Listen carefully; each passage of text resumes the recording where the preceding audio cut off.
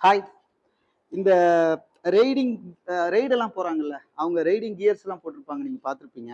அத பத்தி கொஞ்சம் தெளிவா சொல்லுங்கன்னு சொன்னாங்க. இப்ப ரெய்டிங் கியர்ஸ் அவ்ளோ போட்டிருப்பாங்க. பின்னாடி சேடில் பேக் வச்சிருப்பாங்க. அவ்ளோ ஐட்டத்தோட போயிட்டுருப்பாங்க. ஒண்ணும் இல்ல. இத பத்தி மத்தவங்க சொல்லும்போது சொல்றத சொல்றேன். ஒரு ஊட்டிக்கே போறாங்க. இவங்க இவ்ளோ கியர்ஸ்லாம் போட்டு ஏறுவாங்க. ஆனா, அங்க ஒருத்தர் பார்த்தீங்கன்னா, எக்ஸல் சூப்பர்ல லுங்கி கட்டிட்டு அவர் பாட்டுக்கு கரகரன்னு போயிட்டே இருப்பாரு.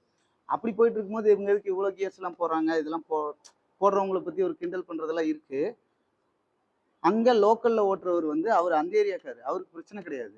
நீங்க இங்கேருந்து ரெய்டு புதுசா போவீங்க. பெரிய எக்ஸ்பீரியன்ஸ் இருக்காது. நீங்க கியர்ஸ் போடுறதுல தப்பே இல்ல. ரெய்டிங் கியர்ஸ் வந்து எப்போ போட்டாலும் அது தப்பே கிடையாது. அத கிண்டல் பண்றவங்கள ஒரு ஓரமா வச்சுருங்க. நீங்க எவ்வளோ கியர்ஸ் போடுறீங்களோ, அந்த அளவுக்கு உங்களுக்கு ரொம்ப சேஃப். அதனால கியர்ஸ் போடுறத பத்தி யார் சொன்னாலும், எது சொன்னாலும் கண்டுக்காதீங்க. ஒரே ஒரு விஷயம் என்னன்னா, இப்ப ஷட்டில் பேக் எடுத்துட்டு போறீங்கன்னா, இப்ப நீங்க எந்த ஏரியாவுக்கு போறீங்களோ, அந்த இடத்துல என்னென்ன தேவைப்படுமோ அத மட்டும் வச்சுக்கங்க. எல்லாத்தையும் எடுத்துட்டு போனா உங்களுக்கு தான் சிரமம். வண்டி ஓவர் வெயிட் ஆயிரும். அத ஹேண்டில் பண்றது உங்களுக்கு ரொம்ப கஷ்டமா இருக்கும்.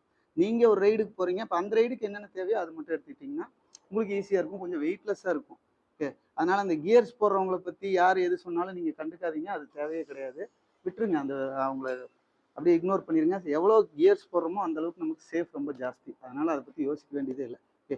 யூஸா இருக்கும்னு நினைக்கிறேன். நான் லென்த்தா சொல்லலாம்னு பார்த்தேன். ரீல்ஸ்ல சொல்ல முடியாது. YouTubeல சொல்றேன். இது மட்டும் மெக்கானிக்ஸ். பாய்.